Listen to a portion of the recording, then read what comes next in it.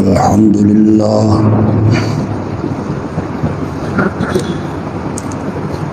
الحمد لله وكفى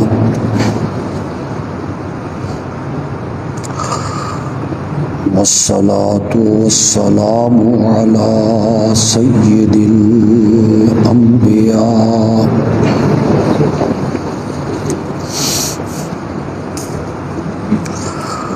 وعلى آله وأصحابه الأتقياء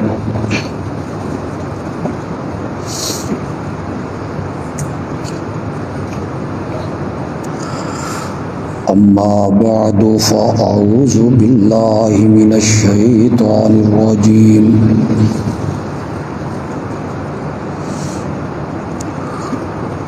بسم الله الرحمن الرحيم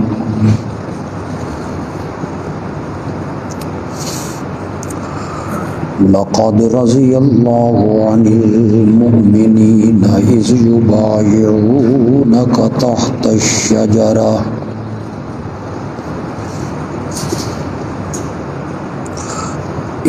يبايعونك تحت الشجرة فعلم ما في قلوبهم فأنزل السكينة عليهم وأصابهم فتحا قريبا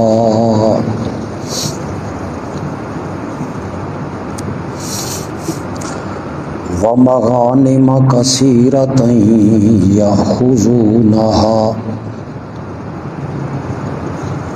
وكان الله عزيزا حكيما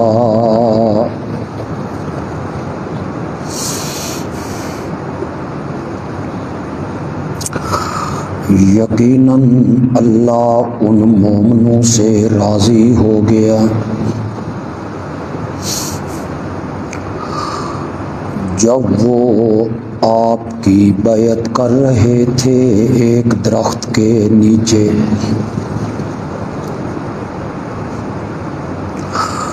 جو کچھ ان کے دلوں کا اخلاص تھا اللہ نے اسے جان لیا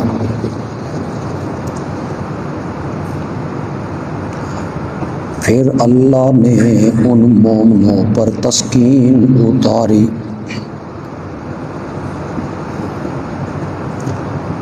اور انہیں ایک قریبی فتح عطا کی اس کے بدلے میں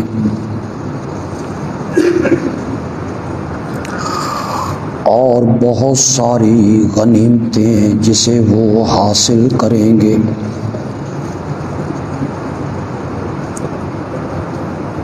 اللہ ہے غالب و حکمت والا اللہم صلی علی سیدنا و مولانا محمد النبی الأمی وعلى آلہ وصحابہ وبارک وسلم ثم صلی علیہ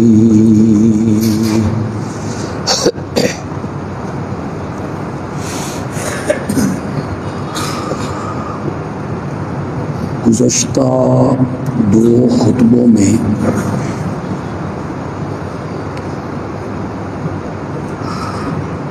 خلیفہ ثالث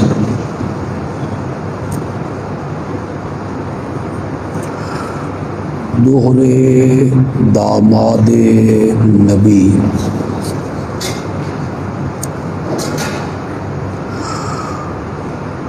حضرت سیدنا عثمان رضی اللہ تعالی عنہ کی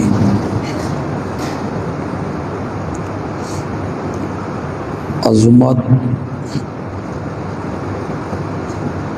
ان کا مقام اور ان کی فضیلت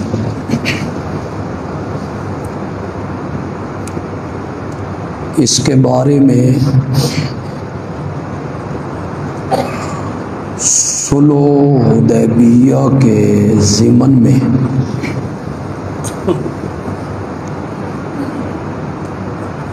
میں بہت سی باتیں بیان کر چکا ہوں۔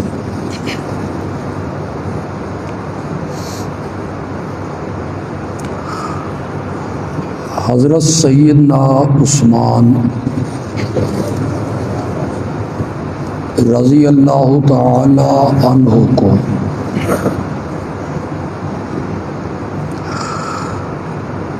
ایک انفرادی خصوصیت اور امتیازی عظمت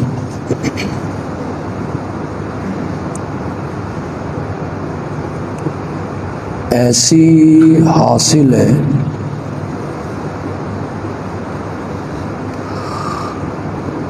کہ تاریخ انسانیت میں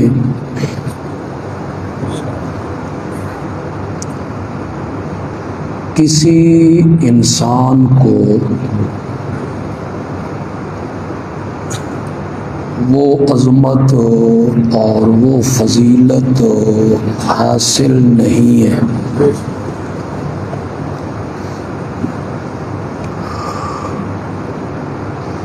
اور وہ انفرادی عظمت یہ ہے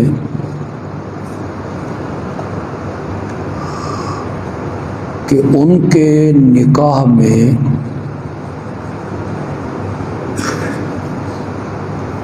ایک نبی کی 2 بیٹیاں آئیں۔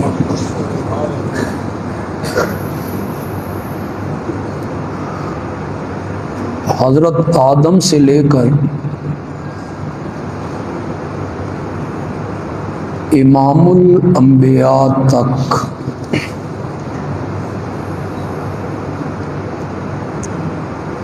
کسی مسلمان کو یہ عظمت نہیں ملی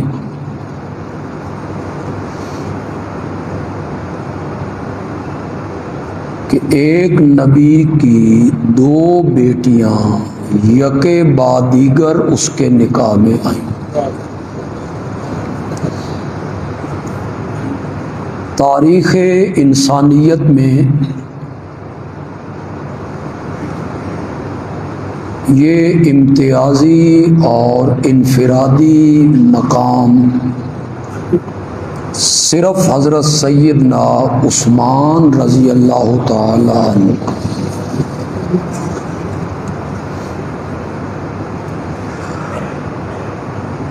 ایک بات جو اس ضمن میں آج کہوں گا اسے چھوڑ دیں۔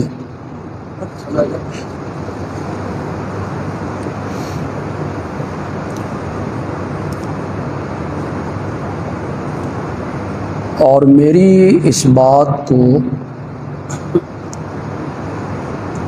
آپ ذرا غور سے سنیں گے بھی صحیح اور سمجھیں گے بھی صحیح، اور میرے الفاظ پر آپ توجہ دیں گے۔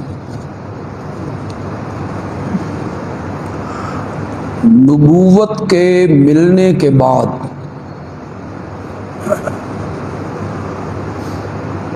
اور رسالت کے عطا ہونے کے بعد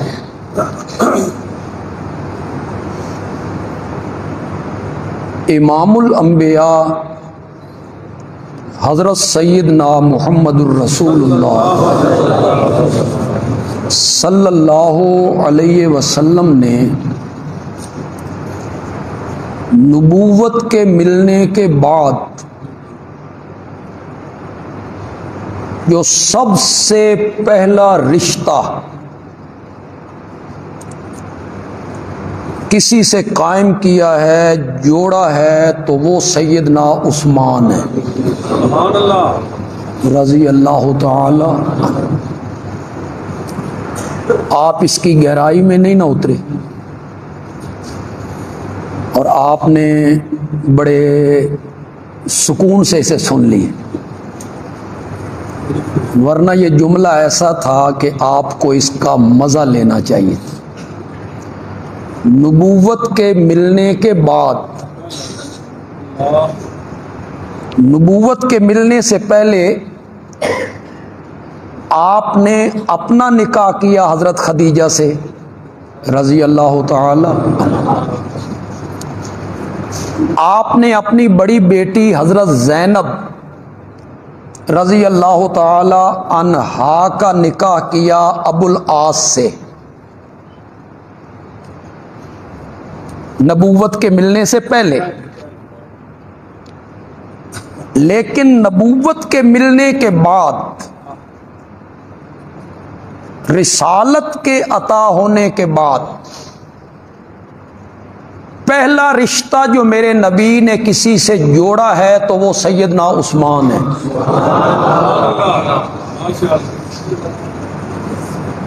فرق ان دونوں میں یہ ہے کہ نبوت کے ملنے سے پہلے آپ رشتہ کرتے تھے اپنے ارادے سے، اپنی مرضی سے، اور نبوت کے عطا ہونے کے بعد وَمَا يَنطِقُ عَنِ الْهَوَىٰ إِنْ هُوَ إِلَّا وَحْيٌ يُوحَىٰ، پھر میرا نبی جو قدم اٹھاتا تھا وہ رب کے حکم اور اشارے پہ اٹھایا کرتا تھا۔ اگر اب بھی سمجھ نہیں آئی تو اسے مختصر جملوں میں سمجھا دیتا ہوں۔ نبوت کے ملنے سے پہلے جو رشتے قائم کیے وہ محمد ابن عبداللہ کی حیثیت سے کیے، اور نبوت ملنے کے بعد جو رشتہ قائم کیا وہ محمد الرسول اللہ بننے کے بعد صلی اللہ ہو۔ اس میں بڑا فرق ہے، اس میں بڑا فرق ہے، اپنی مرضی سے رشتہ قائم کرنا اور رب کی مرضی سے رشتہ قائم کرنا۔ جب آپ نے اپنی دوسری بیٹی ام کلثوم رضی اللہ تعالی عنہا ان کے نکاح میں دیں تو کیا کہا تھا میرے نبی نے؟ یہ جبریل کھڑا ہے، یہ مجھے رب کا پیغام پہنچا رہا ہے کہ میں اپنی دوسری بیٹی بھی تیرے نکاح میں دے دوں۔ تو یہ کس کے حکم سے ہوا؟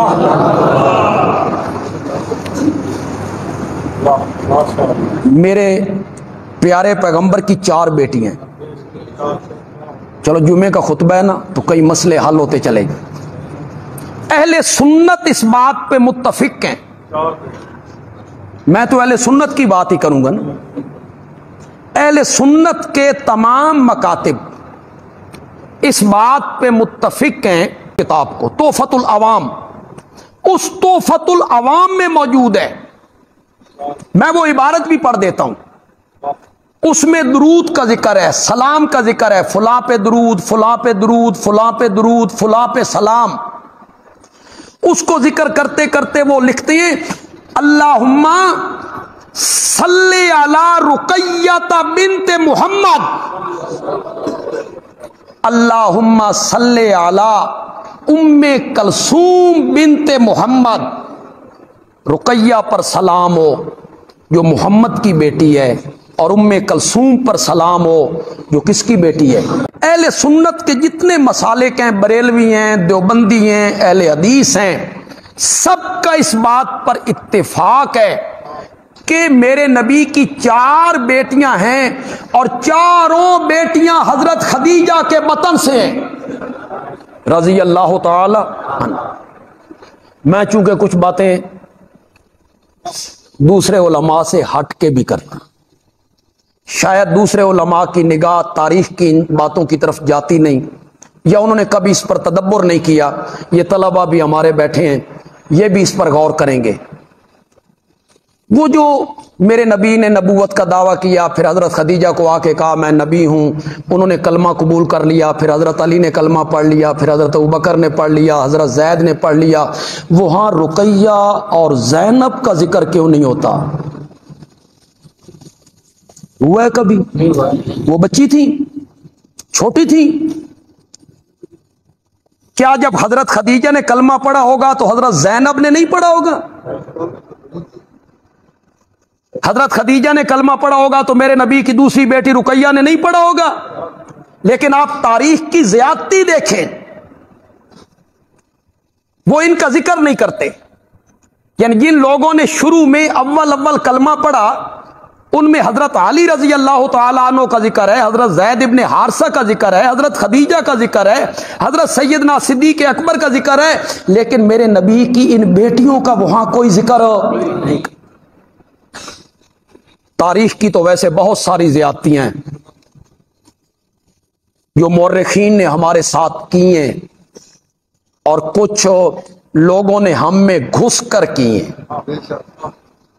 اور آج تک ہو رہی ہیں. یہ نہیں ہے کہ وہ اب ختم ہو گئی ہیں، آج تک وہ ہو رہی ہیں. تو آپ کا کیا خیال ہے؟ وہ شروع میں کلمہ پڑھنے والوں میں آپ کی بیٹی حضرت زینب شامل نہیں ہوں گی؟ حضرت رقیہ شامل نہیں ہوں گی؟ 2 بیٹیاں آپ کے نکاح میں دیں. ہم اہل سنت حسب نسب کے قائل نہیں ہیں. ہوں گے کچھ اہل سنت میں لوگ جو حسب نسب کے قائل ہیں، برادری کے، نسب کے، حسب کے، یہ فلاں کا بیٹا ہے، یہ فلاں کا پوتا ہے، یہ صاحبزادہ ہے، یہ پیرزادہ ہے، یہ سید زادہ ہے. ہوں گے کچھ لوگ. اہل سنت کے معتبر علماء اس کے قائل نہیں ہیں. قرآن کہتا ہے ہم نے یہ قبیلے اور قومیں صرف اس لیے بنائی ہیں کہ تمہاری پہچان ہوتی رہے. یہ عظمت اور فضیلت کا باعث نہیں ہے. اگر آپ تھوڑی سی عربی سمجھتے ہو تو مجھے ترجمہ بھی نہ کرنا پڑے. قرآن نے کہا ان اکرمکم، اکرم عزت والا، بہت عزت والا، بہت عزت والا. ان اکرمکم عند اللہ اتقاکم، تم میں سب سے زیادہ معزز اللہ کی نگاہوں میں وہ ہے جو سب سے بڑھ کر متقی، چاہے وہ کسی قبیلے سے تعلق رکھتا ہو. شریعت نے تو اس کو ختم کیا، اس بات کو. قرآن نے کہا یہ قبیلے اس لیے نہیں ہے کہ اس پر تم فخر کرو میری فلانی قوم ہے، میں فلاں قوم سے تعلق رکھتا ہوں. نہیں، عزت کا معیار نسب، حسب، قوم، قبیلہ، صوبہ، ملک نہیں ہے. عزت کا اور عظمت کا معیار قرآن نے کیا قرار دیا؟ اتقاکم، جو تم میں سب سے زیادہ کیا ہو؟ متقی. وہ کلمہ پڑھ لے، اسے چچا گھر سے نکال دے، وہ ننگے بدن مدینے میں آ جائے، اس نے 2 کملیاں اوڑھی ہوئی ہوں، اس کے قوم قبیلے کا پتہ نہ ہو، حسب نسب کا پتہ نہ ہو، اور حضرت عمر اسے جھڑک دے کہ میں نماز پڑھ رہا ہوں، تو اونچا قرآن پڑھ رہا ہے، اور میرے نبی حضرت عمر کو منع کریں یہ پہلے ہی رب کی راہ میں بہت ستایا ہوا ہے، اسے کچھ نہیں کہنا، اسے کچھ نہیں کہنا. حسب مکہ فتح ہو گیا، اذان دینی ہے، 10,000 صحابہ موجود ہیں، مشرکین مختلف پہاڑیوں پہ چڑھے ہوئے ہیں، یہ منظر دیکھ رہے ہیں. حضرت علی بھی تو موجود تھے، حضرت عباس بھی موجود تھے، حضرت عباس موجود تھے، نبی پاک کے چچا موجود تھے، خالد ابن ولید جیسا جرنیل موجود ہے، حضرت طلحہ موجود ہیں، حضرت زبیر موجود ہیں، میرے نبی کے رشتہ دار موجود ہیں، ہاشمی موجود ہیں. میرے نبی نے بیت اللہ کی چھت پر آذان دینے کی عظمت کس کو عطا کی تھی؟ حسب نسب کے بت کو تو میرے نبی نے توڑ دیا تھا. یہ کیا ہوتی ہے ہم فلاں برادری ہے فلاں. اگر حجۃ الوداع کا خطبہ آپ میں سے، مجھے یقین ہے آپ میں سے بہت لوگوں کو یاد ہوگا، وہ تاریخی خطبہ ہے جو میرے نبی نے ارشاد فرمایا حجۃ الوداع، اس میں آپ نے کیا کہا تھا؟ لا فخر لعربی یا لا فضل لعربی علی العجمی ولا لعجمی علی العربی، کسی عربی کو اجمی پر اور کسی اجمی کو عربی پر، کسی کالے کو گورے پر، کسی گورے کو کالے پر کوئی فضیلت، کوئی عظمت حاصل نہیں ہے الا بالتقوی۔ فضیلت کا معیار میرے نبی نے کیا بتایا؟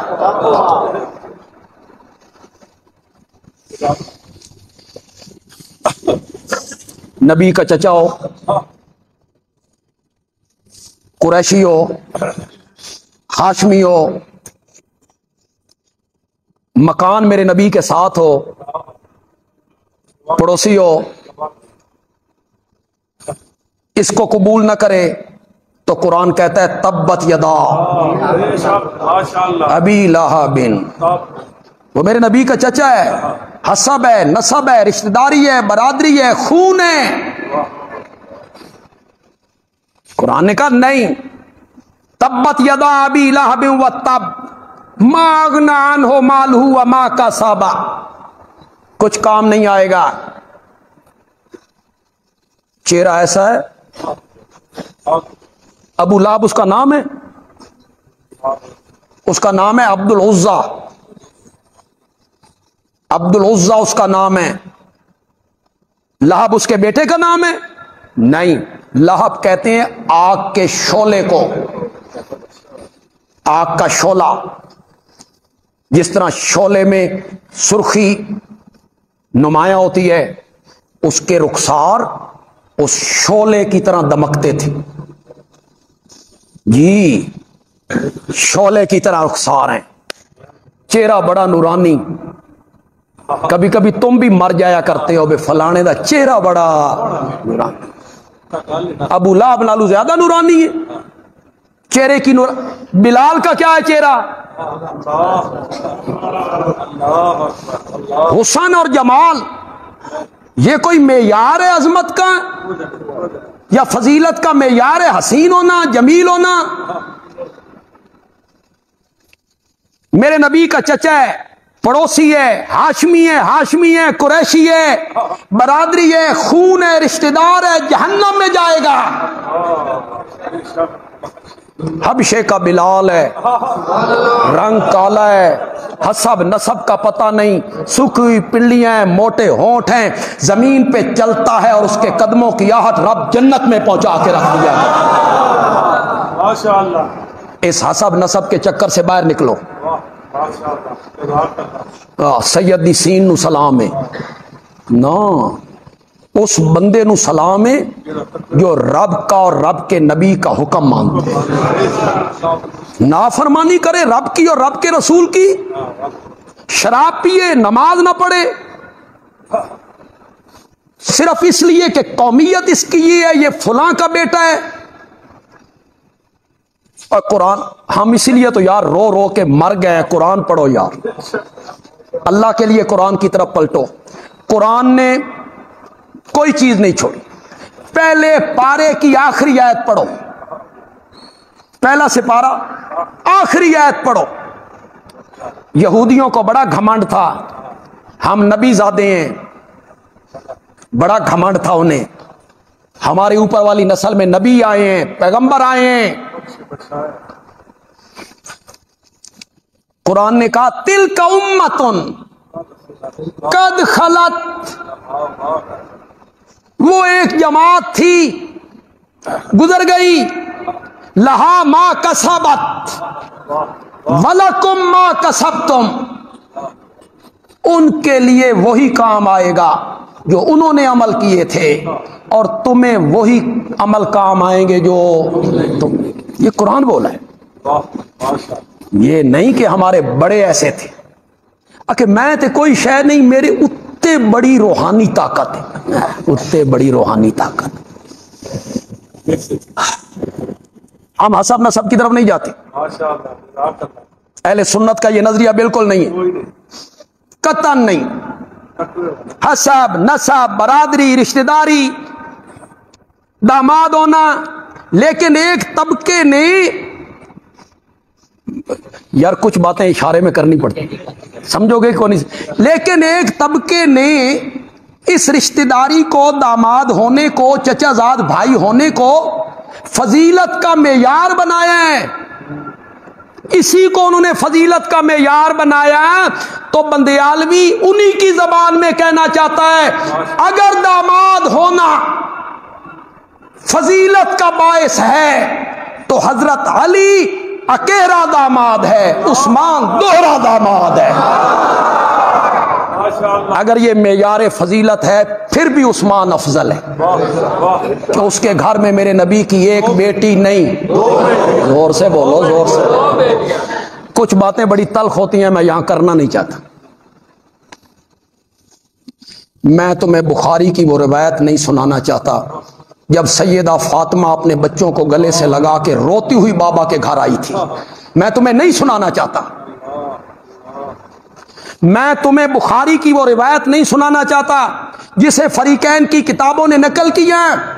حسن کو، حضرت حسین کو، اپنی بیٹی زینب کو انگلی سے لگائے ہوئے، کسی کو کاندھے پہ اٹھائے ہوئے، فاطمہ میرے نبی کے گھر روتی ہوئی آئی تھی۔ میں تمہیں وہ نہیں بتانا چاہتا، میں تو تمہیں پیار کی باتیں بتانا چاہتا ہوں، محبت کی باتیں بتانا چاہتا ہوں۔ میں تو تمہیں یہ بتانا چاہتا ہوں کہ وہاں بیٹی روتے ہوئے گھر آتی ہے، اور یہاں میرا نبی دوسری بیٹی کے انتقال پہ کہتا ہے عثمان میری 40 دھیاں ہوندیاں نہ میں تیرے نکاح دیتا چلا، میری 100 بیٹیاں ہوتی میں تیرے نکاح میں دیتا چلا۔ ذرا فرق دیکھو، فرق دونوں میں، دونوں دامادوں میں فرق دیکھو۔ میری 100 بیٹیاں ہوتی نا، یکے بعد دیگر مرتی چلی جاتی، میں 100 کی 100 بیٹیاں تیرے نکاح میں دیتا چلا جاتا۔ یہ 100 کا لفظ کثرت سے کنایا ہے، معین عدد مراد نہیں ہے، کثرت سے کنایا ہے، یہ جتنی بیٹیاں بھی ہوتی۔ میں یہ جملے اکثر کہا کرتا ہوں، چلو پھر کہتا ہوں، ایمان تازہ ہو جائے، ایمان تازہ ہو جائے۔ کچھ نئے لوگ آئے ہیں تو وہ بھی اس سے محظوظ ہوں گے۔ بیٹیوں والوں، جن کی بیٹیوں کی شادیاں ہو گئی، اگر بیٹی تنگ ہو، داماد غلط آدمی ہو، مارتا ہو، پیٹتا ہو، گالیاں بکتا ہو، بیٹی بیوی کے سامنے اس کے باپ کو، ماں کو گالیاں بکتا ہو، مارتا ہو، تنگ کرتا ہو، بیوی روتی ہوئی باپ کے، بیٹی روتی ہوئی باپ کے گھر آتی ہو، بابا کس دے نال ویاہ کر چھڑی آئی، اگر وہ لوگ دوسری بیٹی کا رشتہ لینے آ جائیں تو دوئی دھی بھی اتھائی دیں دیو نا، بول تو صحیح، بولو تو صحیح یار، دیتے ہو؟ کیا کہتے ہو؟ وہ ہکو بہوں کرو، جیڑی ٹھڈ پائی نے نا کوئی بڑی ہے، کوئی دوسری بیٹی وہاں دینے کے لیے تیار نہیں۔ وہ جو میں کہا کرتا ہوں کہ کوئی باتیں میں آہستہ آواز میں کہوں لیکن آپ کی سبحان اللہ اسی طرح رہے تو پھر مزہ ہے نا، تو یہ بھی میں جملے ذرا آہستہ آواز میں کہنا چاہتا ہوں، لیکن جملے بڑے جاندار ہیں، آپ کی سبحان اللہ بتائے گی کہ جملے پسند آئے ہیں۔ یہ جملہ میری 100 بیٹیاں ہوتی، یکے بعد دیگر مرتی چلی جاتی، عثمان میں تیرے نکاح میں دیتا چلا جاتا، یہ جملہ وہی سسر کہہ سکتا ہے جس دے سینے وچ داماد نے ٹھڈ پا دیتی۔ یہ جملہ وہی سسر کہہ سکتا ہے، تیرے جیسا داماد مجھے نہیں ملنا، میری 100 بیٹیاں ہوتی میں 100 کی 100 بیٹیاں تیرے نکاح میں دیتا چلا جائے۔ حضرت عثمان کے ذوالنورین ہونے کی جو سب سے بڑی وجہ ہے وہ یہی ہے کیا کہ ان کے نکاح میں ایک نبی کی کیا ہے، یہ فریقین کی کتابوں نے لکھا، صرف اہل سنت نے نہیں لکھا، فریقین کی کتابوں نے لکھا کہ اس لیے ان کو ذوالنورین کہتے ہیں۔ میں نے کہا صرف یہ وجہ نہیں ہے، اگر یہ وجہ ہوتی تو حضرت علی کو ذوالنور کہنا چاہیے تھا، ایک نور والا، یہ 2 نوروں والا، وہ ایک نور والا۔ میں کہتا ہوں کہ یہ وجہ بھی ہے، اس کے علاوہ ان کے ذوالنورین ہونے کی کچھ اور وجوہات بھی ہیں، یہ وجہ بھی ہے، اس کا انکار نہیں کر رہا ہوں، یہ وجہ بھی ہے اور بنیادی وجہ یہی ہے، لیکن اس کو ذرا فراخ کریں، وسیع کریں۔ اس کے علاوہ کچھ وجوہات ان کے ذوالنورین ہونے کی اور بھی ہیں، ان میں سے ایک وجہ یہ ہے کہ تاریخ اسلام میں 2 مقام ایسے آئے، دونوں جگہ پہ حضرت عثمان موجود نہیں پر میرے نبی نے ان کو موجود مانا تھا۔ 2 جگہیں ایسی آئی ہیں، حضرت عثمان وہاں موجود نہیں ہیں، میرے نبی نے انہیں عملی طور پہ موجود مانا۔ ان میں ایک بدر ہے، بدر۔ حضرت عثمان کیوں موجود نہیں؟ ان کی اہلیہ بیمار ہے، حضرت رقیہ رضی اللہ تعالی عنہا، ان کی تیمارداری کرنے والا، بیمار پرسی کرنے والا، دیکھ بھال کرنے والا کوئی نہیں۔ آپ نے فرمایا تم یہاں رہو، بیمار پرسی کرو، دیکھ بھال کرو، تجھے رب بدر کے غازیوں کا ثواب عطا کرے۔ اس لیے یہ بدر میں نہیں آ سکے۔ جس دن بدر کی فتح کی خوشخبری لے کر قاصد مدینے میں داخل ہوا، عین اس ٹائم حضرت رقیہ جنت البقیع میں دفن ہو رہی تھی۔ وہ جب خوشخبری لے کے آیا کہ اللہ نے فتح عطا کی، ان کی تدفین ہو رہی تھی۔ میرے نبی نے اجر میں بھی انہیں بدر کا غازی مانا، اور جب مال غنیمت کی تقسیم کا وقت آیا ایک حصہ الگ کیا۔ صحابہ نے پوچھا یہ حصہ جو آپ الگ کر رہے ہیں یہ کس کا ہے؟ فرمایا یہ عثمان کا حصہ ہے۔ مال غنیمت میں سے بھی میرے آقا نے ان کا حصہ نکالا، بدر کا غازی مان۔ یہ جو بدر کے غازی ہیں 313، یہ معمولی لوگ ہیں؟ بولتے کیوں نہیں ہوئی؟ گالیاں نکالنا، سبکی کرنا، تبرہ کرنا، مذاق اڑانا آسان ہے۔ قرآن پڑھو، لَقَدْ نَصَرَكُمُ اللَّهُ بِبَدْرٍ وَأَنْتُمْ أَذِلَّةٌ۔ فرشتے اتارے، آسمان سے 1000 فرشتے اترے۔ وہ جو 3000 کا وعدہ تھا نا اور 5000 کا، وہ مشروط وعدہ تھا، وہ اترے نہیں، اترے صرف 1000۔ مشروط وعدہ بہی طور کہ مشرکین نے افواہ اڑا دی ہمارے 5000 فوجی اور آ رہے ہیں، کمک پہنچ رہی ہے فلاں طرف سے، تاکہ مسلمانوں کے حوصلے پست ہو جائیں۔ جب یہ اطلاع یہاں پہنچی مسلمان تھوڑے سے افسردہ ہوئے، اللہ نے فرمایا فکر نہ کرو، ان کے 5000 فوجی آئے نا تو میں 5000 فرشتے اور اتاروں۔ پھر انہوں نے افواہ اڑائی 3000 فلاں طرف سے آ رہے ہیں۔ اللہ نے فرمایا اگر وہ 3000 ان کے آئے نا تو میں 3000 فرشتے اور اتاروں. نہ ان کے 5000 آئے نہ ان کے 3000 آئے تو یہ بھی نہ آئے. 1000 فرشتے اترے تھے اور جبریل امین نے آ کے اطلاع دی کہ آسمان کے تمام فرشتوں میں ان کی تعداد اللہ بہتر جانتا ہے. بس اندازہ لگائیں آپ تھوڑا سا. میں ایک بات آپ کو کہہ دیتا ہوں. بیت المعمور ہے نا فرشتوں کا قبلہ, ہر روز 70,000 فرشتے اس کا طواف کرتے ہیں. ہر روز 70,000 فرشتے. جو ایک دفعہ طواف کر کے نکل گیا نا, اب قیامت تک اس کی باری نہیں آئی. کتنی تعداد ہوگی ملائکہ کی.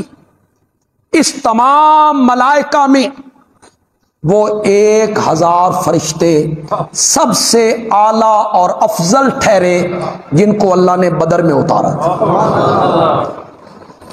اور یہ جو 313 تھے جنہوں نے فرشتوں کی طرح جنگ لڑی, آسمان کے فرشتے بھی دیکھ کے حیران ہو گئے. ان کے متعلق بخاری کی روایت ہے, میرے آقا نے فرمایا ان اللہ قد اطلع علی اہل بدر فقال اعملوا ما شئتم قد غفرت لکم. یہ بخاری ہے. باتیں بنانا اور تبرہ کرنا بڑا آسان ہے. سبکی کرنا, مذاق اڑانا صحابہ کا, مذاق اڑانا ابو بکر کا, عثمان کا تقریروں میں, یہ آسان ہے. اسے دیکھیے ذرا میرا آقا کیا کہہ رہا ہے.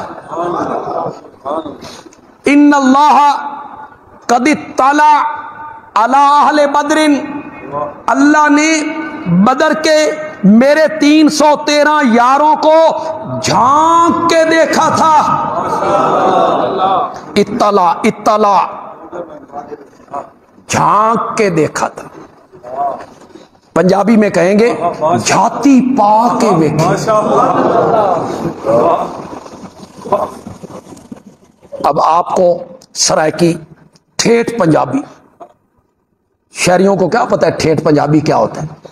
ایک لفظ بولتا ہوں, ان اللہ قد اطلع علی اہل بدر, اللہ نے بدر کے میرے 313 یاروں کو نجھا کے دیکھا. نجھا کے جھاتی پا کے. دل دیکھا, دل میں ایمان دیکھا, سینہ دیکھا, اس میں محبت نبی کو دیکھا, ان کا دل دیکھا, اس میں قرآن کی محبت کو دیکھا. اللہ نے فرمایا اعملوا ما شئتم, آج کے بعد جو دل میں آئے کرو, قد غفرت لکم, میں نے تمہیں معاف کر دیا ہے. جی کون کہہ رہا ہے؟ تم معاف نہیں کرتے ہو, تم معاف کرنے کے لیے تیار نہیں ہو. اور عرش والا کہتا ہے قد غفرت لکم, میں نے انہیں معاف کر دیا ہے. یہاں میں ایک بات کہتا ہوں کہ معاف کرنا صحابہ کو 313 کو, بدریوں کو, کوئی اتنی بڑی بات ہے؟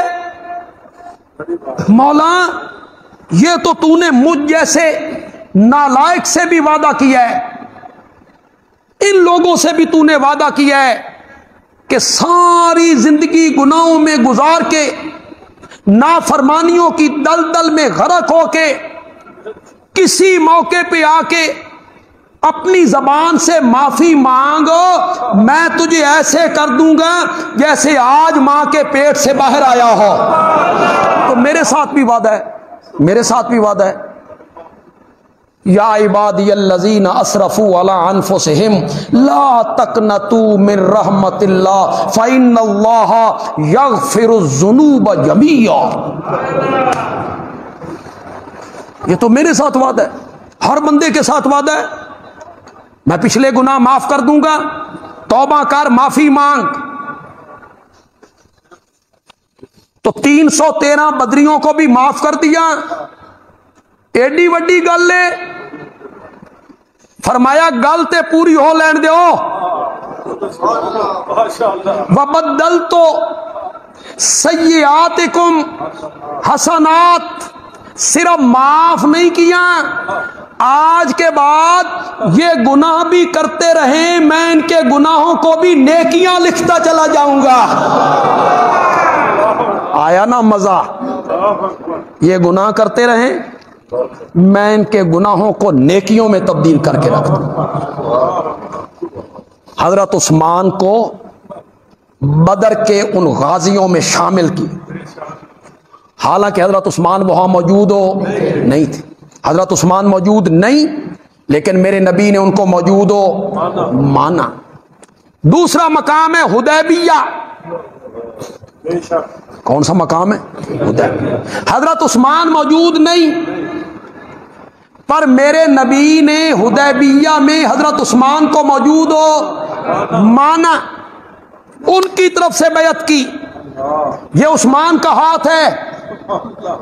پھر میرے نبی نے اپنے ہاتھ پہ رکھ کے کہا, مولا میں عثمان کو بھی اس بیعت میں شامل کرتا ہوں. حضرت عثمان موجود ہو نہیں تھے, لیکن میرے نبی نے انہیں حدیبیہ میں موجود مانا, جن کے بارے میں پھر قرآن نے کہا لقد رضی اللہ عن المؤمنین.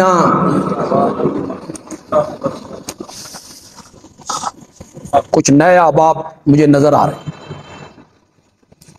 یہ جو حدیبیہ کا واقعہ ہے, حضرت عثمان چلے گئے, وہاں افواہ اڑ گئی, قد قتل عثمان, قد قتل عثمان, عثمان شہید ہو گئے.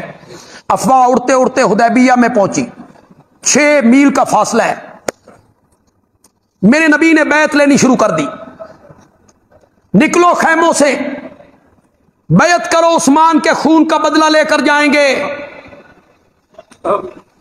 جب تک عثمان کا قصاص نہیں لیں گے یہاں سے نہیں جائیں گے. جو بات کہنا چاہتا ہوں اس سے پہلے ایک اور بات ذہن میں آ گئی, لیکن یہ بات تھوڑی سی مشکل ہے, پتہ نہیں آپ کو سمجھ آئے یا نہ آئے, اللہ کرے سمجھ آ جائے. افواہ غلط تھی, خبر غلط تھی, اس کے باوجود میرے نبی نے عثمان کے قصاص کا نعرہ لگایا. عثمان کا قصاص لینا ہے, بدلہ لینا ہے. 1400 صحابہ کو اس میں جھونک دیا میرے نبی نے. ابو بکر, عمر, حضرت علی, طلحہ, زبیر, سبو, عثمان کے خون کا بدلہ لینا ہے. آج جو بنیاد میرے نبی نے قائم کی تھی, حضرت عثمان کی شہادت کے بعد اسی سنت کو لے کر معاویہ اٹھ کھڑا ہوا تھا. عثمان کے خون کا بدلہ لینا ہے. یہاں میرا نبی خود لینا چاہتا ہے. حضرت میرے نبی نے آج بتایا کہ اگر عثمان کو شہید کر دیا جائے تو پھر اس کا خون ایسا نہیں ہے کہ اس کے قصاص کا بدلہ, اس کا قصاص نہ لیا جائے, بدلہ نہ لیا جائے, اس کا بدلہ لیا جائے گا. حضرت معاویہ اسی کو لے کر اٹھے تھے کہ حضرت عثمان کی اہلیہ کی 4 انگلیاں کٹ گئیں. 84 سال کے عثمان کو خاک و خون میں 40 دن پیاسا رکھ کے تڑپایا گیا. اس کا بدلہ لیا جائے, قاتلوں سے بدلہ لیا جائے. یہ تو بات میں نے ضمناً کہی. اصل بات جو کہنا چاہتا ہوں وہ یہ ہے, یہ خبر غلط تھی, یہ افواہ تھی. میرے نبی نے بیعت لے لی.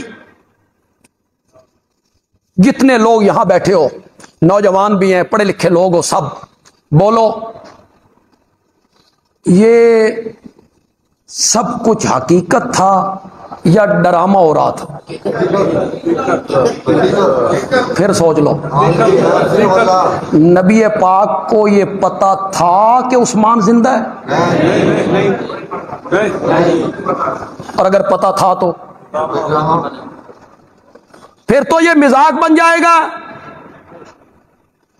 یہ علم ہو کہ عثمان زندہ ہے, پھر تو یہ مذاق بن جائے گا. بھائی تو ماننا پڑے گا کہ علم غیب یہ خاصہ انبیاء کا نہیں ہے، عرش والے کا ہے۔ غیب کا عالم کون ہے؟ غیب کو جاننے والا، عالم الغیب۔ علم غیب صفت انبیاء اولیاء کی نہیں، کس کی ہے؟ پھر ایک اشارہ کرنا چاہتا ہوں، نبی بھی زندہ ہیں، اور وہ جو 1400 ہیں وہ ولیاں نالوں تے گھٹ نے۔ نہیں یار، بولو بولو، اولیاء اللہ ان کا مقابلہ کر سکتے ہیں؟ کہانیاں بناتے رہتے ہو یار، لوگ بھی کہانیوں پہ خوش ہوتے رہتے ہیں۔ کل میں نے ایک خطیب کی، بڑا نام ہے یار اس کا، کراچی کا ہے وہ، میں بڑا حیران ہوا اس کے فہم پر، اور اس سے زیادہ میں حیران ہوا سامعین پر۔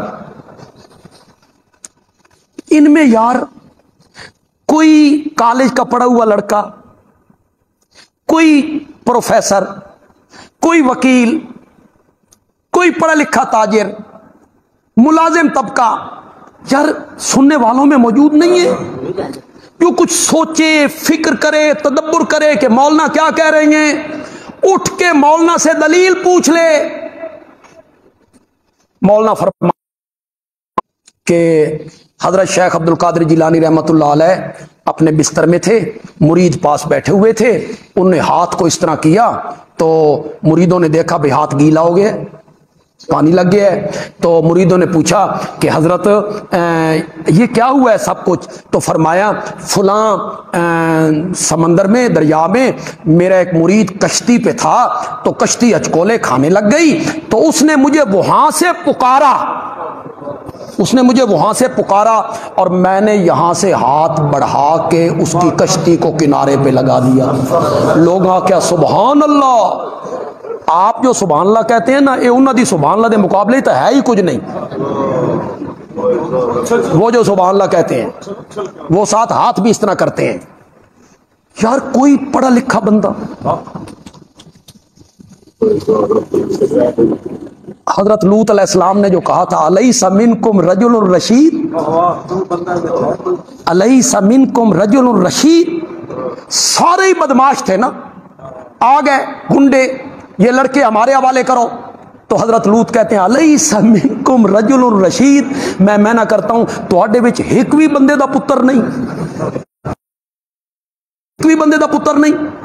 یار تم میں کوئی بھلے مانس بندہ نہیں ہے جو ان کو روکے؟ بھئی مہمان ہیں، ان کو بھی میں کہتا ہوں وَلَيْسَ مِنْكُمْ رَجُلٌ رَشِيدٌ، تم میں کوئی پڑھا لکھا بندہ، سمجھدار، کالج کے پڑھے ہوئے لڑکے، کشتی کہاں ڈوب رہی ہے وہ پکار رہے ہیں، اور وہ مرید پکار رہا ہے، یہ پکار یہاں سن رہے ہیں، یہیں سے ہاتھ بلند کر رہے ہیں، اوے لوگوں اللہ کا قرآن پڑھو۔ تمہیں بندیالوی دعوت دیتا ہے، بندیالوی کہتا ہے قرآن پڑھو، قرآن کشتی ہے، اس میں اللہ کا پیغمبر موجود ہے۔ بولو تو صحیح یار، بولو تو صحیح، کون ہے؟ کون ہے؟ بھی زندہ، کشتی میں بیٹھا ہوا ہے، پڑھو قرآن، کشتی ہے، پیغمبر خود کشتی کے اندر موجود ہے، ہاتھ بلند کر کے کنارے نہیں لگانا، ہاتھ بڑھا کے کشتی کو کنارے نہیں لگانا، کشتی کے اندر ہے، کشتی گرداب میں آئی، ایک بندے کو باہر نکالنا ہے، قرآن اندازی کرو، قرآن اندازی کی گئی، نام کس کا نکل آیا؟ لوگوں نے کہا نہیں یار، صورت، شکل، معصومیت، نہیں یار نہیں، دوبارہ قرآن اندازی کرو، دوبارہ قرآن اندازی کی، نام پھر حضرت یونس کا، انہوں نے کہا نہیں یار یہ لوگ سمندروں میں ڈالنے کے قابل، دریاؤں میں ڈالنے کے قابل ہیں، نہ یار نہ، تیسری مرتبہ قرآن اندازی۔ میں کہا کرتا ہوں شکر ہے تسی اس ویلے کوئی نہیں سن، تسی آکھنا سی قرآن دازی دی ضرورت ہی کوئی نہیں، سارا فطور ہے ہی مولویاں دا، اسے نو سٹو تاں کشتی بچ دیے۔ بڑے تنگ ہیں نا مولویوں سے، اور مولوی کو یار آپ دیتے کیا ہے؟ امام، خطیب، مؤذن، کیا تنخواہ؟ کل پڑھا ہے آپ نے واقعہ پھالیا میں جو ہوا؟ پڑھا ہے تم نے؟ پڑھو۔ مجھے ساری کل دن اور پھر رات پچھلے پیر تک میں اس پر افسردہ رہا ہوں، خدا گواہ ہے میں روتا رہا ہوں۔ وہاں ایک امام مسجد پھالیا میں، یہ جو بارش ہوئی پچھلی رات تو وہ باہر سوئے ہوئے، 4 بچے ایک اہلیہ کمرے میں منتقل ہوئے، خود امام صاحب مسجد میں چلے گئے نماز پڑھانے کے لیے، اذان دینے کے لیے، کمرے کی چھت گری، 4 بچے بھی شہید ہو گئے، بیوی بھی شہید، 9 سال کی بیٹی، 7 سال کا بیٹا، سب سے چھوٹا بیٹا 1.5 سال کا۔ جب ان کے اوپر چھت گری ہوگی ان معصوم بچوں پر کیا بیتی ہوگی؟ یہ کیا مسجدوں کے انجمن کے جو لوگ ہیں، صدر ہیں، سیکٹری ہیں، تم اتنا بھی نہیں کر سکتے ہو؟ اتنا تو دیکھو بھی مولوی صاحب کے جو گھر کی چھت ہے وہ کیسے، اس کے اوپر بھی کوئی بلڈنگ نہیں، اس کے اوپر کوئی چڑھا ہوا بھی نہیں ہے کہ اس کے بوجھ سے گر گئی ہے، اتنی بوسیدہ، کتنا نقصان ہوا؟ دے کیا رہے ہیں آپ؟ مولوی دی تنخواہ تو تمہیں پتہ لگ جائے۔ اسی لیے تمہارا خیال یہ ہو گیا ہے بھائی مولوی فرشتہ ہے، نوری ہے، نوری، نہ ایک کھاندہ نہ پیندہ نہ بچے نہ علاج نہ معالجہ، 10,000 کر گزارا، اور ان کی خدمات دیکھیں، کڑکتی دھوپ ہو، برستی بارش ہو، یخ بستہ سردی ہو، کبھی صبح کی اذان لیٹ ہوئی، کام دیکھو اس کا، خدمت دیکھو اس کی، کر کے دیکھو نا۔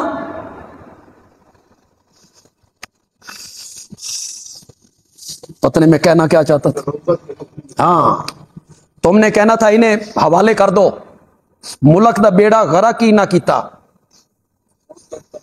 تمہارا علاج یہی ہے، جنہوں نے غرق کیا انہیں آپ نے چھوڑ دیا، وہ بچ گئے سارے، سارا ملبہ ہمارے اوپر آ گیا۔ اے مشرقی پاکستان میں اساں الگ کیتا، مولوی نے، ہم نے الگ کیا ہے، اور یہ جو سڑکیں بنتی ہیں اور تیسرے سال سڑک ٹوٹ جاتی ہے، یہ بھی اساں بنانے ہیں، ہم بناتے ہیں۔ یہ اوپر سے لے کے نیچے تک تم گنڈیری کی طرح اس ملک کو چوس کے کھا گئے ہو۔ تم نے اس ملک کو کیا دیا ہے؟ کیا لگایا اس ملک پہ تم نے؟